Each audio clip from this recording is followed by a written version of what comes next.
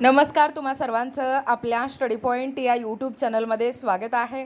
तर माहे एप्रिल वेतन पेन्शन देयकासोबत सरकारी कर्मचाऱ्यांना 60% दराने डीए वाढ लागू, मंत्रिमंडळाची मंजुरी देखील झालेला आहे। याबद्दल संपूर्ण सविस्तर माहिती या व्हिडिओच्या माध्यमातून जाणून घेणार आहोत। तत्पूर्वी तुम्ही जर आपल्या स्टडी पॉईंट या यूट्यूब चॅनलवरती जर नवीन असाल तर आपल्या या चॅनलला लगेचच लाईक आणि सबस्क्राईब करायला विसरू नका।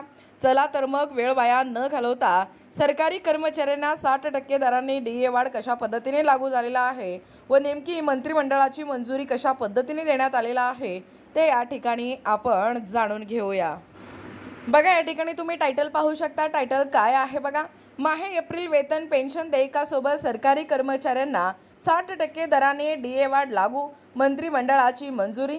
पहा update, a DA hike at a rate of 60% is applicable to government employees along with the salary pensions payments for the month of April। माहे एप्रिल वेतन किंवा पेन्शन देयकासोबत सरकारी कर्मचारी तसेच पेन्शनधारकांच्या डीएमध्ये 2% वाढ करण्यास मंजुरी देण्यात आली आहे। मंत्रिमंडळ मंजुरी दिनांक 18/4/2026 रोजी केंद्रीय मंत्रिमंडळ बैठकीत सरासरी कर्मचारी तसेच पेन्शनधारकांच्या डीएमध्ये 2% वाढ लागू करण्यास मंजुरी देण्यात आली आहे। यामुळे एकूण डीए 58% वरून 60% इतका झाला आहे आणि या निर्णयामुळे केंद्रीय सरकारी कर्मचारी तसेच पेन्शनधारकांना आता दिनांक 1/1/2026 पासून पूर्वलक्षी प्रभावाने 60% दराने डीए वाढ लागू करण्यात येणार आहे।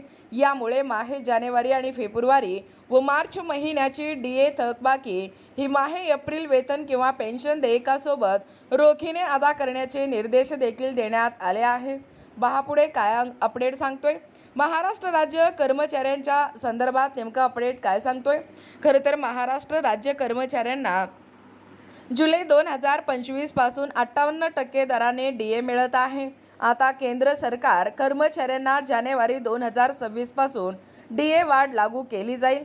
बघा, एकूणच अशा पद्धतीने या ठिकाणी आत्ताच पाहिल्याप्रमाणे हे जे माहे एप्रिल वेतन किंवा पेन्शन देयकासोबत सरकारी कर्मचारी आहेत त्या सरकारी कर्मचाऱ्यांना आता 60% दराने डीए वाढ लागू झालेला आहे। मंत्रिमंडळामध्ये देखील मंजुरी देण्यात आलेला आहे। याबद्दल संपूर्ण सविस्तर माहिती या व्हिडिओच्या माध्यमातून जाणून घेण्याचा प्रयत्न केलेला आहोत। अशाच प्रकारचे नवनवीन अपडेट पाहिजे असतील किंवा तुम्हाला जर आमच्या अध्यापनाचे व्हिडिओ आवडत असतील किंवा तुम्ही जर आपल्या स्टडी पॉईंट या यूट्यूब चॅनलवरती जर नवीन असाल तर आपल्या या चॅनलला लगेचच लाईक आणि सबस्क्राईब करायला विसरू नका। भेटूया अशाच पुढच्या पुन्हा नवीन व्हिडिओमध्ये। तोपर्यंत धन्यवाद।